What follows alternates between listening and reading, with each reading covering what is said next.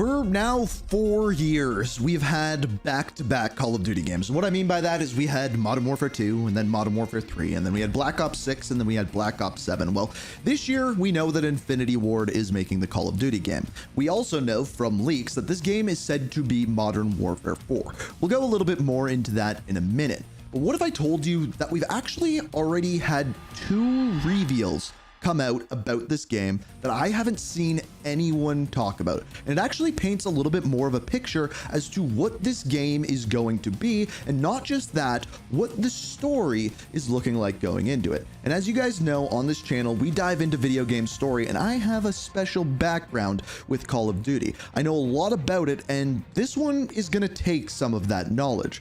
This started about a week ago. So this all stemmed from Fanta, of all things. Xbox was running a promotion with Fanta for their 25th anniversary. They had cans with video game characters on it, which included characters from Diablo, as well as Halo, like Master Chief, but then the other one was Call of Duty. Specifically, just having the logo Call of Duty, not Black Ops, not Modern Warfare, but the character on it is, of course, Ghost. Now, this was very weird, as the current game that's out is Black Ops 7, but we do know the next game is being made by Infinity Ward. So is this the first look at what Ghost will look like within Modern Warfare 4, as he is one of the mainstays? Well, we'll come back to that, but believe it or not, Call of Duty actually responded to this, saying, "We are excited to team up with Xbox," which, come on, we know that Xbox owns you. I own you! And Fanta for Xbox's 25th anniversary, featuring Ghost in his Modern Warfare 2 look. Clearly, there's a lot of excitement around this one, and there's plenty more coming. So that's cool and all, but here's the thing. It's actually kind of a lie. They say that this is Ghost's Modern Warfare 2 look, but that's not really Ghost's Modern Warfare 2 look. Ghost's Modern Warfare 2 look, he didn't have the bottom jaw and was replaced with vertical lines. This is specifically a look from a promotion for Modern Warfare 2 before the game actually came out, which to begin with, I found weird. Also, that they announced that there is plenty more coming, and to stay tuned means something was right around the corner, and we are going to get to that something. But why is it important that Ghost is the character in this? Well, the Ghost has been one of the characters that has kind of had the biggest overarching story in the new Modern Warfare franchise. You may remember going back decades ago, yes, decades ago, that Ghost was a character in Modern Warfare 2, the original Modern Warfare 2. And it was a character that people immediately loved. And in fact, they even built a backstory around him with comics. He was one of the original members of Task Force 141. That was until General Shepard came along. You have the DSL. We got it, sir. Good. That's one less loose end. No!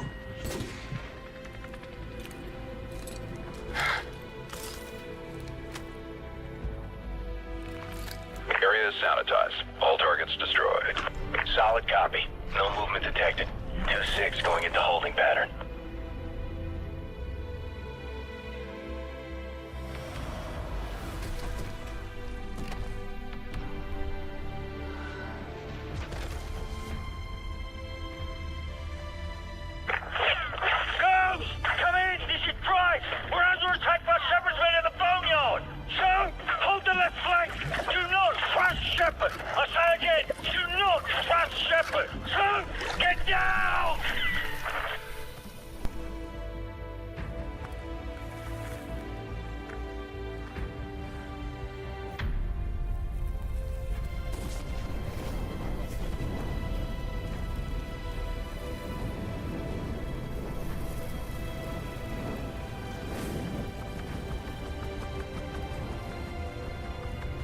You see, when they rebooted the franchise years and years later, Modern Warfare didn't have one of its signature characters, that being Simon Ghost Riley, at least at the beginning. You see, they brought back characters like, of course, Captain Price, they reimagined Gaz, as well as they finally put in like Nikolai and characters like that.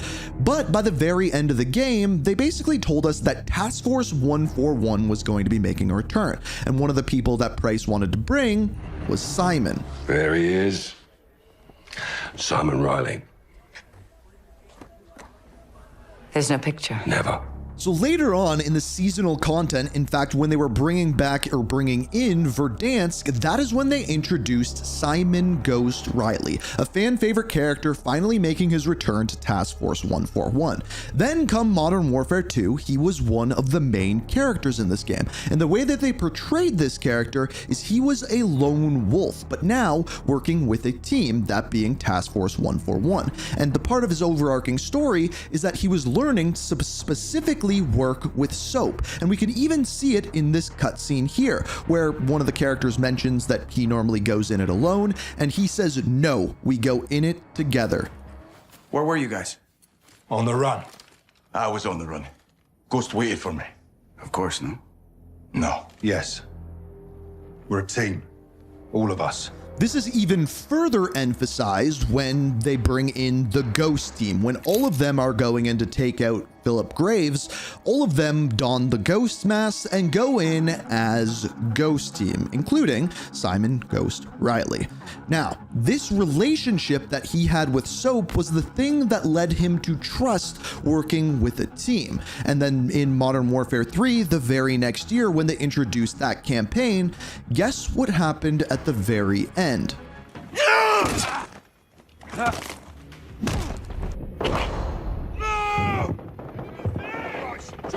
So now, because of this, we have a character who learned to work as a team from Soap McTavish. Now, Soap McTavish is dead, meaning his character arc could get very, very interesting. We should see a darker and maybe a more solo side of Ghost once again as he closes back up, or potentially has the option to work again as a team moving forward. Hence why I think it's so important that they're already showing Ghost in this type of material. Now, remember how they said plenty more to come, stay tuned? Well, we stay tuned. Now, I want to be clear, this one we have to approach with a little bit of, I guess you could say, speculation.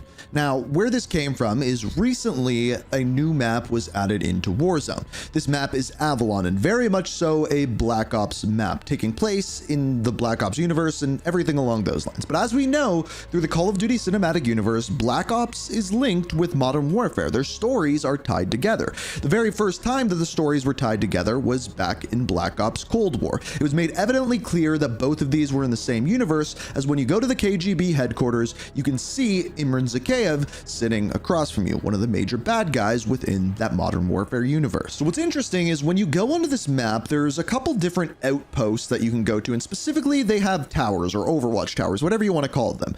And when you go inside them, there's 3 different computer screens, one of which has some surveillance images going across it. These surveillance images are specifically from Urzikstan, on a map called Operation Tin Man from Modern Warfare 3. Now, there's a couple of interesting things about this. First, let's look at the backstory of Urzikstan. So Urzikstan was first introduced in Modern Warfare 2019. It was an area, a fictional region that took place close to Georgia in the real world. And no, I'm not talking about the United States, but it took place there and was basically a region that Russia, specifically a character by the name of Roman Barkov, was trying to invade and take over. You ended up playing as Farah Karim, as well as her brother Hadir Karim, who were both working for the Urzikstan Liberation Forces, and Hadir was kind of an extremist there. This was a region that would continue throughout the Modern Warfare trilogy, as they would be defending it from the Russians, which would take place in an interesting way, because in Modern Warfare 2, Urzikstan would take a step backwards and we would see a lot less of it.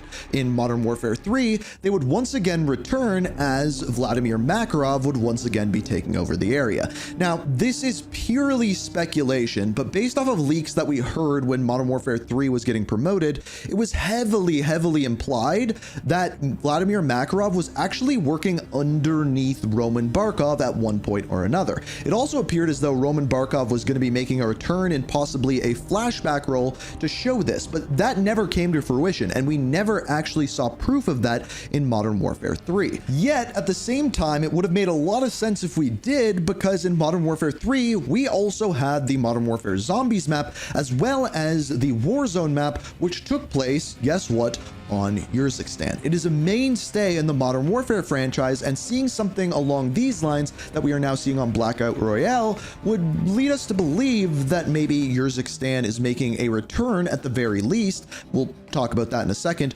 or they're teasing a possible location or locations for some things within Modern Warfare 4. Now, where this gets even more weird is when we look at kind of actually what is going on Avalon and in Black Ops Royale. You see, this wasn't the first time we've seen Avalon. In Endgame, the kind of post-game for the campaign within Black Ops 7, this is the location that we go into, and it very clearly takes place inside of David Mason's mind.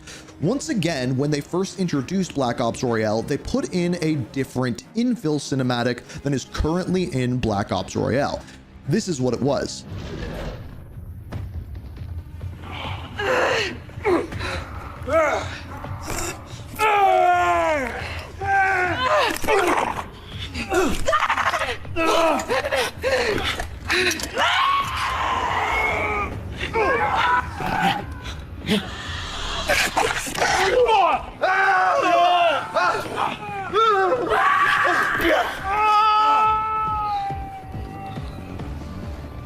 So as we can see in this infill sequence, there's a plane flying over Verdansk, Cradle goes off in the plane, and the characters start to lose their minds. They fall out of the airplane and go through a portal, and when they come out on the other side, they are in Avalon. Once again, leading us to believe that this is inside of David Mason's mind. But from everything that we know, David Mason has never been to Urzikstan. So why is he seeing images, specifically surveillance images, on Urzikstan? Could it be a reference to Modern Warfare 4 or something else altogether? Because you see, there's a rumor that in Season 3, Avalon is going to be making its way into normal Battle Royale. And with normal Battle Royale, they have said that they are planning on adding rotations to big map. Is it possible that Urzikstan also returns as a big map within Warzone once again? Now, remember how I said we got to be speculative of this? There's a very, very large reason for that, and that is because if you go to the endgame map, which is a similar Avalon, but at the same time a little bit different, and go to the same locations, the computers can be seen there as well, which would lead us to believe that this maybe was there from the very beginning of Avalon. Personally, I couldn't find out for sure. I've also heard that this might just be a reused asset that they lazily put on the monitors. That being said, though, they did tell me when I checked out Blackout Royale early at Treyarch that there were Easter eggs on the map, yet really none have been found outside of the operator orders. And the weirdest part of it all is, if this is indeed inside of David Mason's head, why does he have like memories of Urzikstan? To our knowledge, he had never been there, yet it would fit into his timeline after 2025 and after the events of Black Ops 2 for him potentially to go to Urzikstan if the battle is still going on there. So could we potentially see him in Modern Warfare 4? That would be kind of weird. Now, I know what some of you may be asking, isn't this a little bit early to be getting teases from the next game? And the answer to that is kind of. If we go back in time a little bit and look at the last game that was revealed kind of early, it was Modern Warfare 2019. Now, it wasn't this early, it was on May 30th, 2019. So again, still much later than what we are looking at right now. But what we have heard through the grapevine and through leaks over the past year is that we may actually be getting announcements and reveals a lot earlier than normal. And the reason for that is after the poor launch of Black Ops 7, there's a rumor, a leak, that Season 6 has actually been canceled. And I believe this for two reasons. Number one, the sales were poor, which means the post-launch support is probably going to be less. We have been getting a ton of maps and a ton of content, minus this zombies update. But aside from that, a ton of content. And because of that, I believe that they've moved some of the content that they've had planned for Season 6 up in the schedule. On top of that, there's this like tiny little small minuscule game coming out later this year on November 19th. You may have heard of it. It's called Grand Theft Auto 6. Yeah, that one, which is said to be the largest media release ever, Call of Duty, or any game for that matter, isn't gonna want to be anywhere around then, which leaves them a couple of options. They either launch after it, which would be December, and they're not gonna do that, or they launch earlier, beginning of October, even end of September are possibilities, which is basically unheard of for Call of Duty. November is Call of Duty's month, but this year, it's not, unless they decide to go head-to-head with GTA, which would mean they have to push everything earlier. And believe it or not, it was not unheard of whatsoever for Call of Duty to be revealed this early.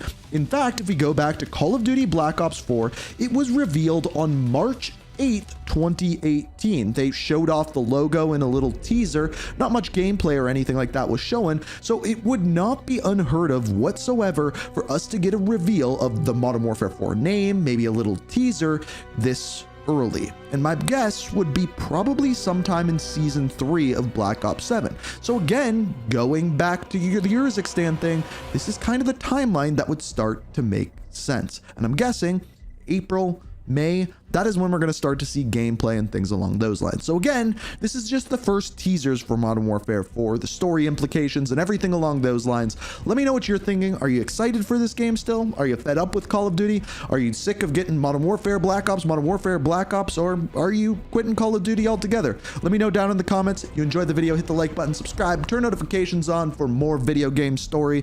And until next time, peace.